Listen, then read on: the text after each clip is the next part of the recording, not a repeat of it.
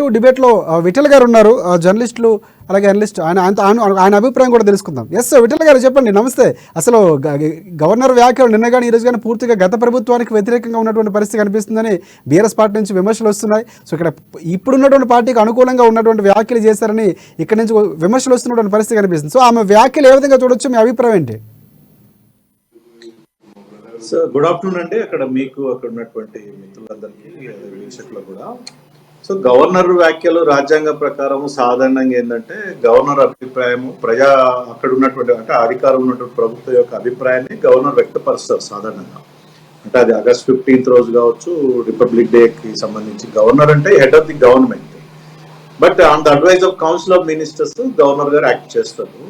ఇక్కడ council of minister అంటే chief minister and cabinet వారు ఇచ్చినటువంటి డ్రాఫ్ట్ కానీ వారు ఇచ్చిన సలహాలు సూచనలు మాత్రమే బేస్డ్ ఆన్ దట్ గవర్నర్ గారి అభిప్రాయం ఉంటుంది తప్ప గవర్నర్ గారికి సొంత అభిప్రాయం అంటే ఏమి ఉండదు. సో ఇవాళ గవర్నర్ గారు వ్యక్తపరిచినటువంటి అంశాలు ముఖ్యంగా గత ప్రభుత్వం పైన అంటే గతంలో ఎన్నికల సందర్భంలో ఇటు ప్రతిపక్ష పార్టీ బీజేపీగా మేమైనా కాంగ్రెస్ పార్టీ అయినప్పట్లో ప్రజాభిప్రాయాన్ని వ్యక్తం చేశారు.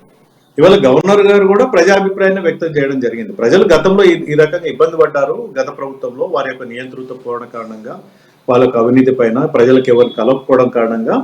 అదే అభిప్రాయంలో గవర్నర్ గారు తన ప్రసంగంలో రిపబ్లిక్ డే ప్రసంగంలో వ్యక్తం చేశారు. దాంట్లో తప్పు పట్టాల్సినటువంటి అవసరం కూడా లేదు.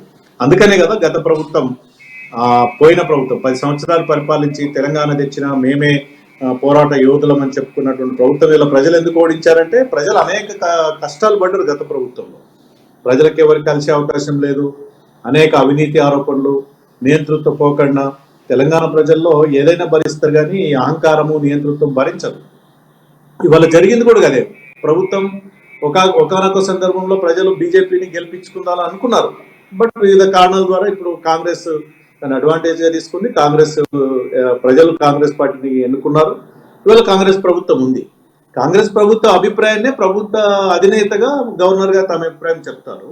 ఇవాళ వారు వ్యక్తం చేసినటువంటి 2-3 అంశాలు ముఖ్యంగా ప్రజలతోటి కలిసే అవకాశం లేకుండే గతంలో ఏదో డిక్టేటర్ ప్రభుత్వం అని కొంతమంది నాయకులు అంటే అట్లాంటి పాడి కౌశిక్ రెడ్డి లాంటి నాయకులు చేసినటువంటి ప్రసంగాన్ని కూడా ఇవాళ గవర్నర్ గారు తన ప్రసంగంలో చెప్పడం జరిగింది. నిజంగా ప్రజల్ని బ్లాక్ మెయిల్ చేయకూడదు కదా.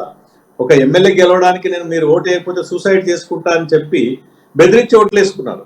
మరి దానిపైన ఈ ప్రభుత్వం ఏ చర్యలు తీసుకుంది అంటే అంటే బలవంతం పెట్టి ప్రజల్ని భయభ్రాంతులకు గురి చేసి ఓట్లు వేయించుకున్న సందర్భంలో ఓట్లు వేసారు, ప్రజలు కూడా ఓట్లు వేసారు, ఎమ్మెల్యే గెలిపించుకున్నారు.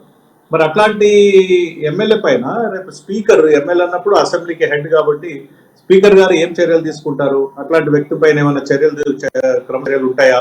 తన యొక్క సభ్యత్వాన్ని రద్దు చేస్తారా? ఇవన్నీ కూడా స్పీకర్ పరిధిలో ఉంటాయి కాబట్టి ఏదేమైనా వాళ్ళ గవర్నర్ గారు వ్యక్తపరిచినటువంటి ప్రతి అంశం కూడా ప్రజలు గతంలో అనుకున్నటువంటి అంశాన్ని వారు చెప్పడం జరిగింది.